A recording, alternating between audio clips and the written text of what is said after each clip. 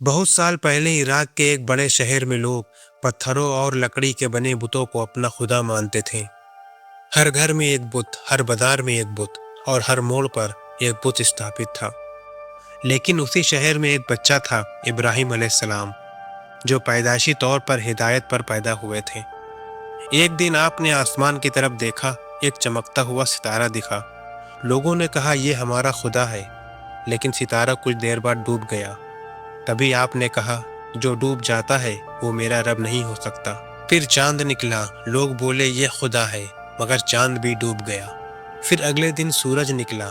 लोग बोले, यही है सबसे बड़ा खुदा। लेकिन शाम होते ही सूरज भी ढल गया। तभी इब्राहिम अलैहिस्सलाम ने ऐलान किया कि मेरा रब वो है जिसने आसमान और ज़मीन बनाई, न कि ये चीज़ें जो खुद ही मिट जाती हैं। ये सुनकर पूरी कौम आपसे नाराज़ हो गई। उस वक्त एक जालिम बादशाह था, नमरूद। उसका दावा था कि मैं ज़िंदगी देता हूँ और मौत भी देता हूँ। एक बार उसने इब्राहिम अलैहिस्सलाम को बुलाकर चुनौती दी। आपने उससे साफ कहा, मेरा रब सूरज को मशरिक़ से निकालता है। अगर तू खुदा है तो इसे मगरिब से निकाल कर दिखा। नमरूद के पास कोई जवाब नहीं था। उसका घमंड चकनाचूर हो गया। तभी नमरूद ने गुस्से में हुक्म दिया कि इब्राहिम को ऐसी आग में जलाओ जिसके पास कोई जा भी ना सके। जब आग लगाई गई तो धुएं ने आसमान को काला कर दिया। लोग पास खड़े नहीं हो पा रहे थे। एक बड़ी मथानी सी माजनिक बनाई गई ताकि दूर से इब्राहिम को फेंका जा सके। जब आग को डालने लगे तभी जिब्रील अलैहिस्सलाम आए और बोले कि आपको किसी चीज़ की ज़रूरत है। आपने सिर झुकाकर कहा, मुझे अल्लाह काफ़ी है, वही बेहतर काम बनाने वाला है। और उसी वक्त अल्लाह का हुक्म हुआ, ए आग, इब्राहिम पर ठंडी और सलामती बन जा। आग फूलों की तरह नरम हो गई। जहां आप बैठे थे वो जगह जन्नत जैसा ठंडा और रोशन हो गया। सारी कौम दंग रह गई। आग ठंडी हो जाने का मौजिज़ा देखने के बाद भी लोगों का दिल नहीं पिघला और वो बोले, ये जादू है, इब्राहिम का जादू। तभी इब्राहिम अलैहिस्सलाम ने उन्हें समझाया कि तुम्हारे बुत न सुनते हैं, न देखते हैं, न नुकसान पैदा कर सकते हैं।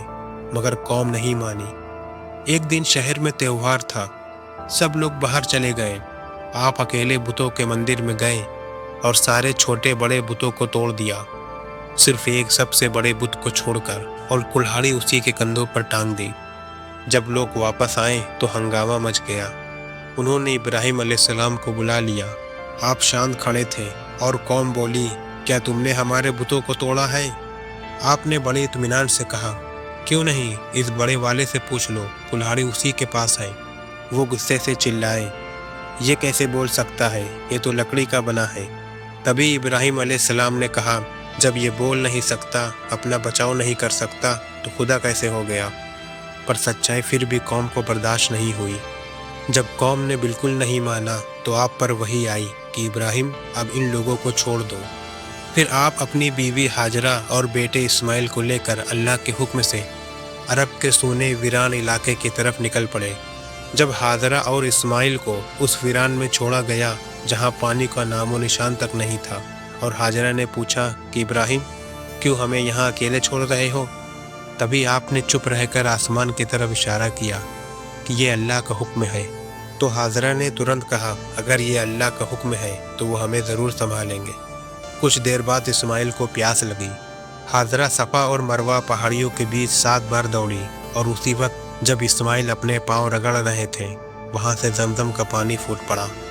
वही जमजम जो आज दुनिया भर के लोग आबे जमजम के नाम से जानते हैं और उसी जमजम का पानी पीते हैं।